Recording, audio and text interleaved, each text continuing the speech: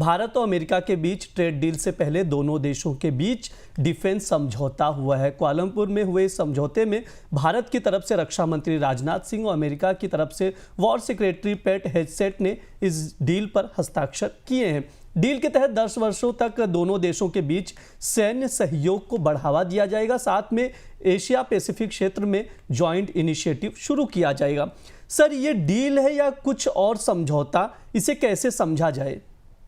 समझौता डील तो नहीं है, ये 10 साल के डिफेंस का एक फ्रेमवर्क है जिस पर सहमति हुई है। इसके ब्यौरे में हथियारों की खरीद या आपूर्ति जैसी कुछ चीजें भी शामिल नहीं, जो ब्यौरा सरकार की तरफ से जारी किया गया है। लेकिन इसकी पृष्ठभूमि यह है कि फरवरी में जब डोनाल्ड ट्रंप और भारतीय प्रधानमंत्री नरेंद्र मोदी के बीच अमेरिका में मुलाकात हुई थी, उस समय इस फ्रेमवर्क की तैयारी की गई थी और इस फ्रेमवर्क पर अब दस्तखत हुए हैं।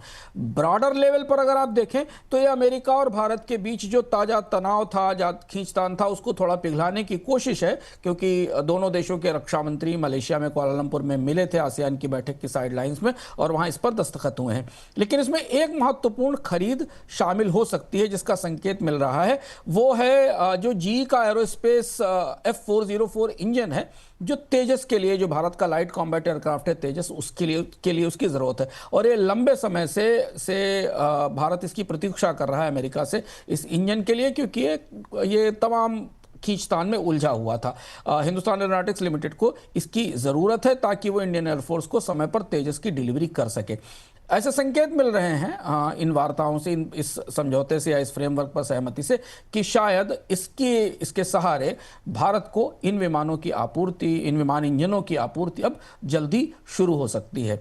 इस फ्रेमवर्क में आगे कुछ और हथियार सौदे शामिल किए जाएंगे या कुछ बाकी और डिफेंस इक्विपमेंट शामिल किए जाएंगे, इसका खुलासा अभी नहीं किया गया है। सर, ये भी समझाइए कि एशिया पैसिफिक में अमेरिका की क्या रणनीति है, खासकर कोरिया के साथ जो डील हुई है वो कैसी है? एशिया पैसिफिक में यह भी माना जा रहा है कि फ्रेमवर्क किसी स्थिति में एशिया पैसिफिक में भी भारत को उन रणनीतिक व्यवस्थाओं में शामिल करने की कोशिश है। लेकिन हाँ, कोरिया का जो हवाला ब्रज आपने दिया वो बड़ा दिलचस्प है। डोनाल्ड ट्रंप ने हाल फिलहाल में जितनी भी संधियां की हैं अलग अलग दुनिया के देशों से, EU से, जापान से, वियतनाम से, मलेशिया से और अन्य अलग अलग देशों से टैरिफ के तहत, उसमें कोरिया की डील सबसे अलग खड़ी दिखाई देती है। कोरिया के साथ जो डील हुई, उस डील में केवल टैरिफ को कम करना ही नहीं था, कोरिया को जापान के बराबर टैरिफ मिले, 25% के टैरिफ को घटाकर 15% कर दिया गया, यानी कोरिया की ऑटोमोबाइल कारें अब उसी टैरिफ पर अमेरिका के बाजार में बिकेंगी जिस टैरिफ पर जापान की कारें बिकती थीं। कई मामलों में जीरो टैरिफ की सुविधा भी दी गई। पर चलते चलते डोनाल्ड ट्रंप ये घोषणा कर गए कि वो कोरिया को न्यूक्लियर सबमरीन बनाने की इजाजत देंगे और यहां तक की तकनीक भी देंगे।